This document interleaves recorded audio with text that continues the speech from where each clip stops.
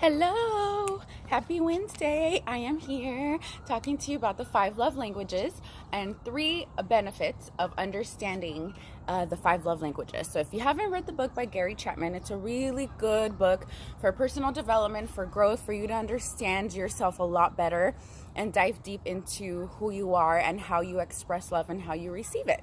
And so the 5 love languages are receiving gifts, physical touch, words of affirmation, quality time, and acts of service. So I talked about this in my last meeting, and we pretty much talked about how there's a lot more than that. But I would say that those are the 5 specific ones. Gary dives a lot into his book. I do wish that there were more perspectives and more examples in the book, but it is a really great start to understanding those love languages. So the first benefit is understanding yourself.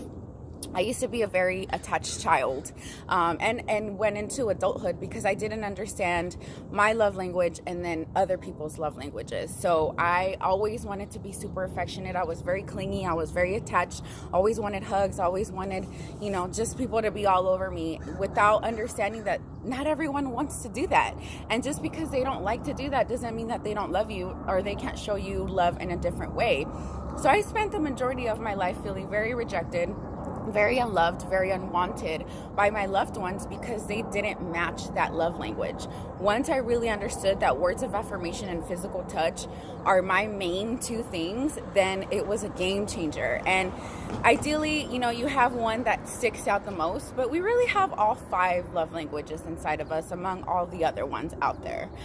So understanding yourself is really important. Introspection is just beautiful, self-reflection for so many reasons, but understanding how you like to receive love and what makes you feel whole is really important. Which goes into my second point of not only having a deeper connection with yourself, but also having a deeper connection with other people in any type of relationship. Doesn't have to be romantic. I have been able to grow my relationship with my brother and my mom so well because now I understand what their love languages are, and neither one of them is words of affirmation or physical touch. So you can just imagine how difficult that was for me growing up. But now that I understand what their love language is, I feel loved and I feel wanted and I feel whole, and I don't question anything. I don't feel unworthy because I'm like trying to shoot for a hug and you don't want to give it to me. People just don't like physical touch sometimes, and that's okay. There's nothing wrong with that. So it's not only a deeper connection with yourself and understanding how you give and receive love, but also a deeper connection in every other relationship, siblings, parents, romantic. A lot of people like to say, oh, I can't read minds. I can't, I don't know what you want. You can tell people what you want, which leads me into my third point, which is better communication all around. When you know what you want, when you know how you receive love, when you know what makes you feel whole and what makes you feel the best, you can communicate that with your partner. You can communicate that with your sibling. You can communicate that with your parents, with your coworker, with your friends. You can let them know how to love you. It's simple. You don't have to be able to read someone's mind. It's not rocket science. If my my love language is words of affirmation, then I love to hear that validation. I love to hear and have people express their love through words, through touching, through hugs.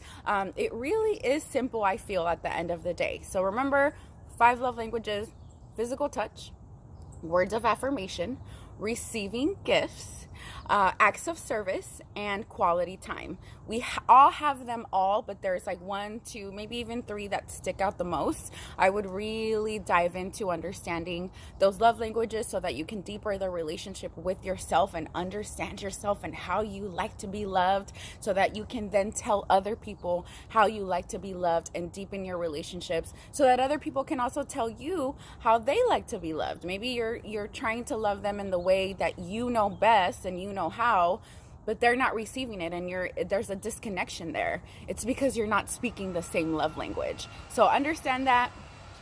Happy Wednesday again. I hope you have a beautiful day. The sun is super shining on me and I love it. Have a beautiful day, y'all. Stay tuned for more.